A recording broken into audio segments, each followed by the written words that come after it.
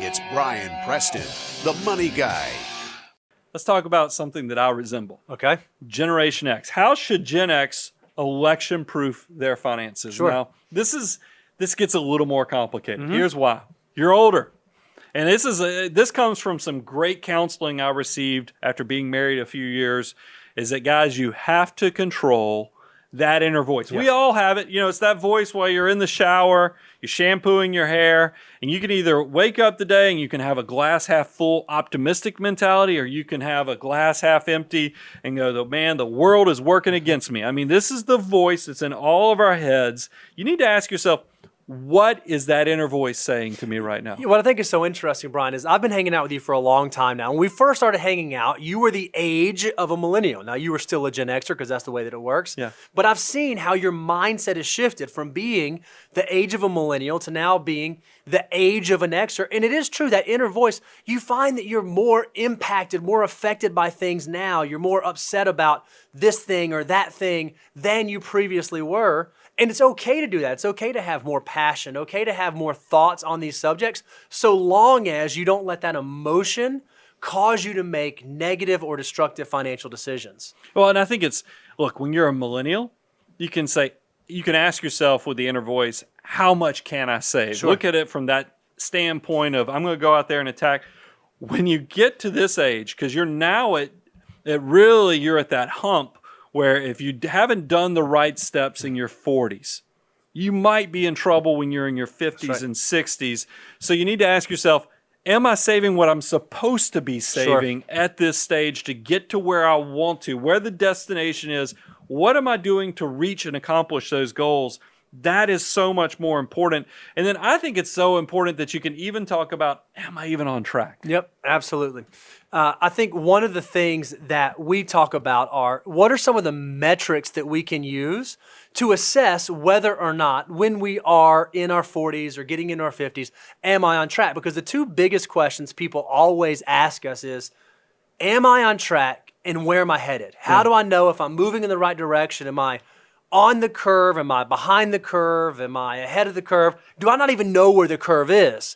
Well, one of the things with us, we want to equip you with some tools that you can use, some very easy back-of-the-napkin math you can do to figure out, am I where I'm supposed to be? So it's cool when we talk about am I on track, because we have put together some pretty good resources. And here's what I think is interesting.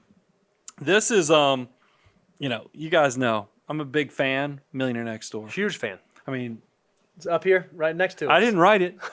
I mean, but yeah, we proudly display Dr. Stanley's book front and center, because it was the book that in 1996 put me in a completely different orbit of where I was going with my future. Yep. So I give it a lot of credit. And one of the things I loved about Millionaire Next Door is it had a formula in there. And this formula is pretty simple. All you have to do is you have to multiply your age times your income and then divide that number by 10. Now, look, when I did that and I got the book and I was in my early 20s, I was pretty upset.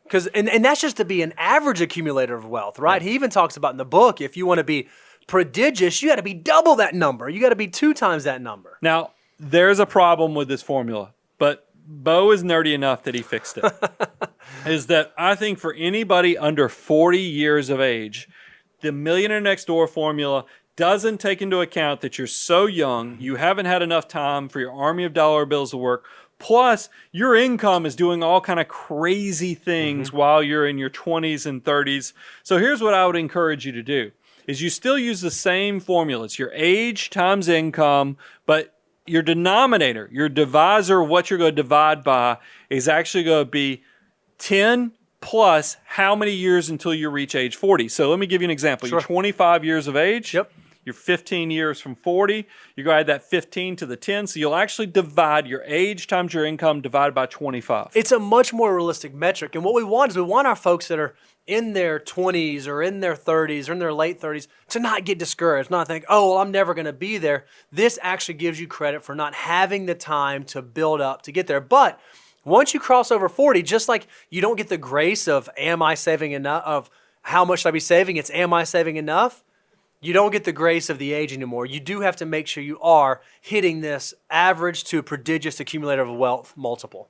So that leads to, because once you know what is a prodigious accumulator, you know where you are on track for that. The second part is, do you know what your burn rate is? This one I'm always amazed by, because this is one of the very first questions I always ask prospects when they call, like, hey, how much does it take to run your house month to month? And I'm amazed when folks are like, oh, I don't know.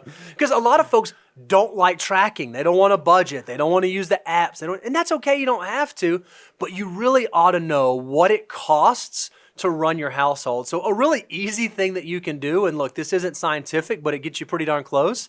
Go pull last year's tax return. Take out what you paid in taxes. Take out what you saved. Whatever's left over is probably what you spent. Divide that by 12. That'll give you a really good idea of what your monthly burn rate is. Yeah, I want you to be proactive on this. I think it is. It's so hard to have a plan to know what you need for the future if you don't even know what your actual monthly need is. So if you are one of these people and you're watching this or you're listening to it and you hear when I use the term burn rate and you don't know what your monthly expenses are, what are you working towards? You need to probably have that number figured out so you can appropriately plan for the future. So we've answered the question of, okay, where am I? Am I on track, right? That's what the Millionaire Next Door formula does. Well, then the next question I want to ask is, what am I working towards? Because that formula just kind of says where you're supposed to be today. If you want to have an idea of where should I be when I get to financial independence, or what's that, if you remember the old Fidelity commercial where like they were walking around and they had the magic number floating over their head. Was that ING, I think, was actually You remember that commercial? I think it was ING that had the thing that was floating over their head. Well, a real easy thing you can do is you can just take that burn rate that you just calculated, that monthly spend amount, annualize it, and then multiply that by 25 times. Because your goal by the time you get to financial independence should be 25 times your annual living expenses. If you want to feel real froggy, you can look for 25 times your income. But realistically, we don't spend all of our income because we save a portion, we pay taxes. So if you know that burn rate, if you know that expense number, that will give you a really good idea of what that number you're building to is. Now, I know we're not doing this show live, but even when I'm not doing this live, I make mistakes, Bo. And I blew past another part that we think that Gen Xers ought to think about, and that's making sure you have risk covered. Oh, that's a huge one. I mean, because this is, I'd be remiss if we went through the trackers and didn't talk about the risk, because here's where I'm talking about asset allocation. Now, why is this important? Like I said, you are getting to your stage. I'm in my late 40s.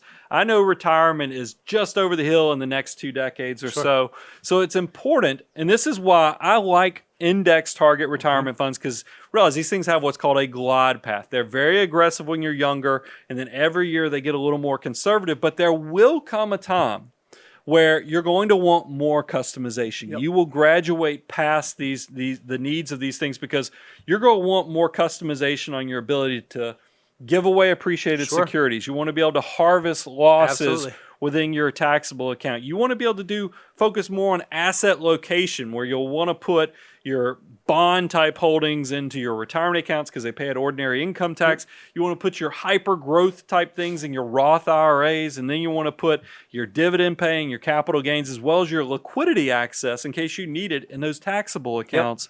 All that is hard to do when you're buying one type of thing. So it probably is when you get to that Gen X status that you are thinking more, how do you graduate past index target retirement funds? And I think another interesting thing about Gen Xers is, when you're in your 20s and 30s, you think, okay, well, if this person gets elected and they screw this whole thing up, I've still got time. Well, when you're in your 40s and approaching your 50s, you might think, hey, I don't have as much time. If this person gets in office and screws it all up, that's going to really hurt me. Well, one of the ways you can make sure you protect against that is appropriate risk management.